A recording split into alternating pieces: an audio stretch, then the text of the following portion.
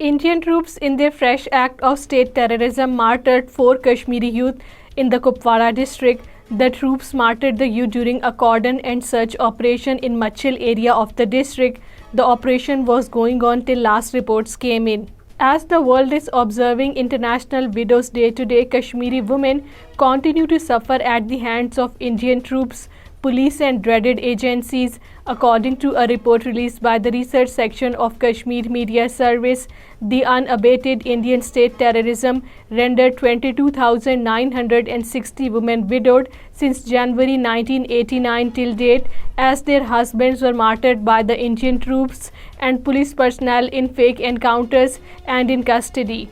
Jammu and Kashmir Handicapped Association protested against the withholding of monthly pensions to the physically challenged persons in the occupied Kashmir for the past 6 months. Scores of the association members assembled at the press enclave in Srinagar and expressed their concerns by raising slogans against the Social Welfare Department and the administration, holding them accountable for the delay in the pensions.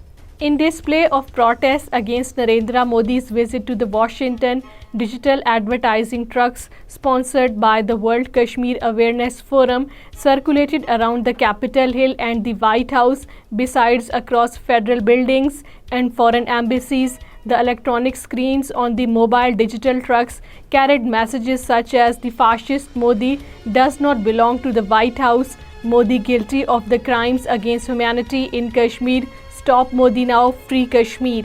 Former US President Barack Obama has pointed out that if rights of the minorities in India are not protected, there is a strong possibility of the country at some point starts pulling apart. During an interview with the CNN, he said, "If a US president meets with the Prime Minister Modi, then protection of the Muslim minority in a majority Hindu India, that is something worth mentioning." The Meteorological Department of the occupied Kashmir has issued a yellow warning. Be aware for an isolated heat wave in the Kashmir Valley today and tomorrow. All Parties Hurriyat Conference Azad Jammu and Kashmir chapter has said that the world is observing International Widows Day today, while the Kashmiri women are oppressed by the Indian forces.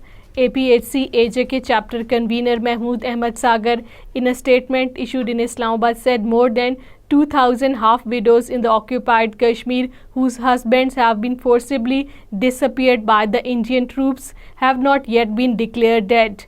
A seminar held on the sidelines of the 53rd session of the UNHRC while debating the women empowerment in the conflict zones has stressed the need for women's inclusive and meaningful participation in the peace building and creating an environment where their voices and contributions are heard and acknowledged. Speakers on the occasion said that women have been the worst victim of the long-drawn conflict.